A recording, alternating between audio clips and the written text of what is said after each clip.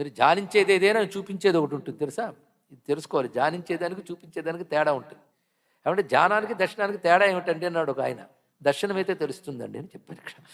అప్పుడు తెలుస్తుంది, అంతవరకు నీకు ఇది ఎలా తెలుస్తుంది? ఇక్కడ ధ్యానిస్తున్నది చెప్ప దర్శనం అనుకుంటావు. దర్శనం ఏమిటనేది దర్శనమిస్తే తెలుస్తుంది, ఇంకోటి చెప్పలేవు. ఇలాగున వివరింపలేను చాలా స్వానుభవైక విద్యమే అన్నట్టు త్యాగయ్య చెప్పినట్లుగా సాక్షాత్కార అనుభూతి ఎవరు చెప్పగలరండి?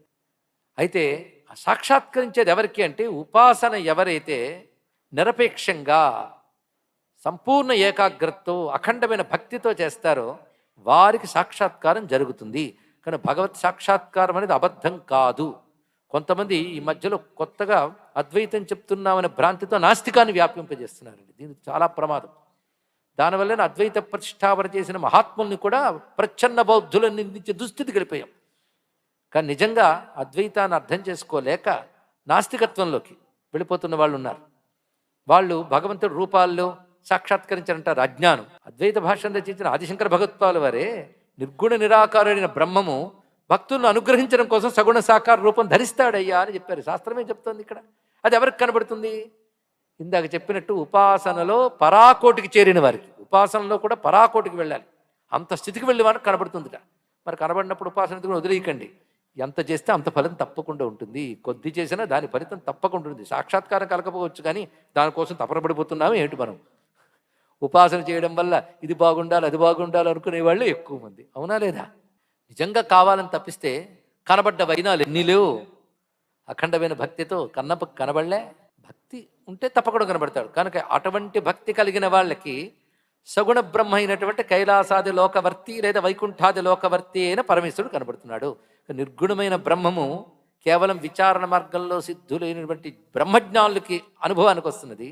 సగుణ బ్రహ్మము ఉపాసనా సిద్ధులైన పరాభక్తికి చెందిన వారికి లభిస్తుంది. మరి శివుడు ఇంకెక్కడ కనబడట్లేదండి. వాళ్ళిద్దరికే కనబడుతున్నాడంటే అందరికీ కనబడుతున్న శివుడు ఒకడు ఉన్నాడయ్యా అన్నారు ఇక్కడ.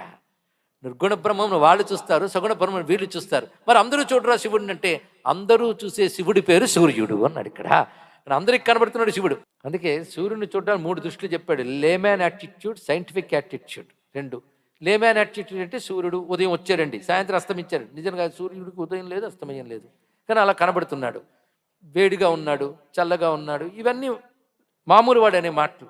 సైంటిస్ట్ ఏమంటాడంటే ఆయన ఉదయించాడు, అస్తమించాడు, ఇక్కడ ఇంతకంటే పెద్దగా ఉన్నాడు. Scientific attitude. 3వ యాటిట్యూడ్ ఋషి దృష్టి, ఉపాసనా దృష్టి. దానితో చూసిన సూర్యుడే వేదాల్లో చెప్పబడ్డ స్వామి. అందుకే ఆయన అందరికీ కనబడుతున్నాడయ్యా. అందరికీ కనబడుతున్నా అంటే, అయ్యా పొద్దున్న లేచి చాలామంది సూర్యుని ఆరాధిస్తే వాళ్ళు శివుడు అనే అనుభూతిలోకి వస్తారు. అనుభూతి లేని వాళ్ళకు కూడా ఆయన కనబడుతున్నాడు. ఎవరంటే పొద్దున్న లేచి బయలుదేరే వాళ్ళు కొంతమంది ఉన్నారు. వాళ్ళ పని ఏమిటంటే పొట్టనింపకోసం పొద్దునుంచి కష్టపడే వాళ్ళల్లో పాలు తీసుకెళ్లేవాళ్ళు, నీళ్లు మోసుకెళ్లే వాళ్ళు ఉన్నారయ్యా. వాళ్ళకు కూడా కనబడుతున్నాడు అన్నాడు ఇక్కడ. అందుకే ఆ మాట ఏంటంటే, ఉతైనం గోపా అదృషన్ అదృషన్ ఉదహార్య. ఉదహార్య అంటే జలము తీసుకువెళ్ళేవారు. గోపా అంటే గోపకులు. ఇక్కడ గోపక శబ్దానికి అమాయకులు అని కూడా అర్థం. ఇక్కడ అమాయకులైన వాళ్ళకు కూడా, అంటే పెద్ద పెద్ద సాధనలు మంత్రాలు తంత్రాలు లేని వాళ్ళకు కూడా అదృషన్. అదృషన్ అంటే కనబడుతున్నాడు అన్నారు ఇక్కడ. అంటే ఆదిత్యుని సూర్యుడు శివుడే. ఆ శివుడు అందరికీ కనబడుతున్నాడయ్యా. మొత్తానికి సాధన ఉపాసన జ్ఞానము విచారం లేని వారికి కూడా కనబడుతున్నాడు. ఎంత దయా స్వరూపుడయ్యా ఆయన అని దీని యొక్క భావం అండి.